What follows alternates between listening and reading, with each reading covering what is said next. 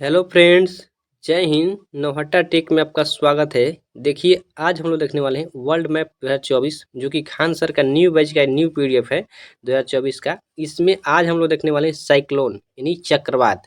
आज का पार्ट 11 है। आप लोग इससे पहले 1 से 10 तक पार्ट नहीं देखें तो कृपया चैनल के प्लेलिस्ट में जाकर वहाँ से आप लोग सारे वीडियो को देख सकते हैं। तो चलिए हम लोग आज का वीडियो में चक्रवात यानी साइक्लोन को देखते हैं।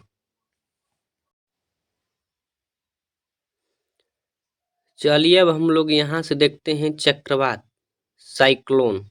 देखिए, चक्रवात के बारे में हम लोग कुछ बेसिक जान लेते हैं। देखिए क्या होता है कि वायुमंडल में पाए जाने वाले चक्रीय पवनों विक्षोभों को क्या कहते हैं? चक्रवात कहते हैं। वायुमंडल में पाए जाने वाले चक्रीय पवनों विक्षोभों को क्या कहते हैं? चक्रवात के नाम से जान जाता है। ये वस्तुतः निम्न वायु दाब का क्षेत्र होते हैं, ठीक ना।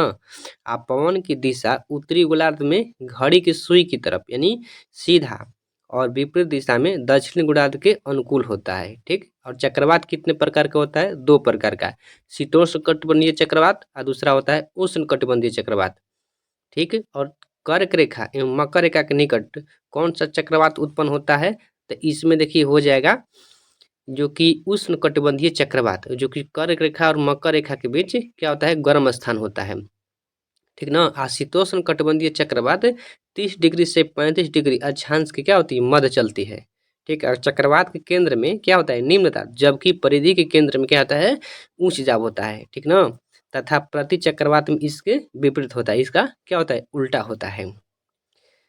चलिए देखते हैं अब हम लोग यहाँ से। देखिए, चक्रवात के केंद्र में निम्न दाब क्या होता है? निम्न दाब शांत क्षेत्र रहता है तथा बाहर उच्च दाब रहता है। हवाएं बाहर से अंदर की ओर चलती है। बाहर से क्या करती है? अंदर की ओर चलती है। चक्रवात के केंद्र को चक्रवात की क्या कहते हैं? आंख यानी चक्षु भी कहते हैं, ठीक ना। चक्रवात का आकार कैसा होता है? अंडाकार होता है। अंडाकार यानी भी आकार के भी होता है, ठीक ना। चक्रवात की दिशा उत्तरी गोलार्ध में कैसा होता है? Anti clockwise. चक्रवात की दिशा उत्तरी गोलार्ध में एंटी क्लॉकवाइज होता है और दक्षिणी गोलार्ध में क्लॉकवाइज होता है। कैसा होता है? क्लॉकवाइज होता है।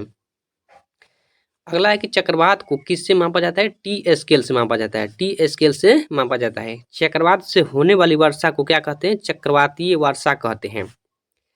अगला है कि हरिकेन। हरिकेन कहाँ चलता है? तो देखिए, हरिकेन हो जाएगा कैरिबियन सागर में चलता है। हरिकेन कहाँ चलता है? कैरिबियन सागर में चलता है। अगला है कि टर्नेडो। टर्नेडो कहाँ चलता है? यूएसए का। इसका आकार कीप के आकार है, यूएसए में चलता है और इसका आकार कैसा होता है? कीप के आकार यानी भी आकार का होता है, ठीक ना। कीपा आकार हो जाएगा।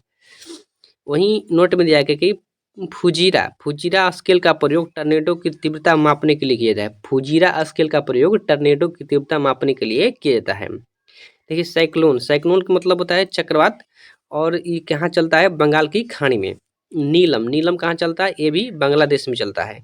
और पांचवा है टाइफून। ये टाइफून कहाँ चलता है? चीन सागर में। छठवा है बांग्यू। बांग्यू कहाँ चलता है? फिलीपींस में। फिर से देख लेते हैं। हरिकेन कैरिबियन सागर में, टर्नेडो यूएसए में, और साइक्लोन यानी चक्रवात बंगाल की खाड़ी में, नीलम बांग्लादेश में, टाइफून चीन सागर में और बांग्यू फिलीपींस में चलता है। अगला देखिए, टाइफू या टाइफून। टाइफू ये क्या चलता है? जापान में। 8वां नंबर में आएगा कि कैटरीना, रीटा तथा सैंडी चक्रवात यूएसए में आते हैं। कैटरीना, रीटा, सैंडी चक्रवात यूएसए में आते हैं, जबकि एला और नरगिस कहाँ आते हैं? बांग्लादेश में। एला और नरगिस कहाँ आते हैं? बांग्लादेश में आते हैं। अगला है बिली। ये बिली कहाँ आते हैं? ऑस्ट्रेलिया में आते हैं। बिली कहाँ आते हैं? ऑस्ट्रेलिया में आते हैं। नेक्स्ट है कि प्रति चक्रवात यानी एंटी साइक्लोन। इसके केंद्र में उच्च दाब होता है। एंटी साइक्लोन के केंद्र में क्या होता है? उच्च दाब होता है। और हवा कहाँ से आती है? बाहर की ओर चलती है। यह खतरनाक नहीं होता है। क्या होता है? प्रति चक्रवात खतरनाक नहीं होता है। देखिए, क्या होता है कि भारत में चक्रवातीय पूर्वानुमान की जानकारी कहाँ से दिया जाता है? तो क्षेत्रीय विशेष मौसम विज्ञान से, जो कि दिल्ली में है।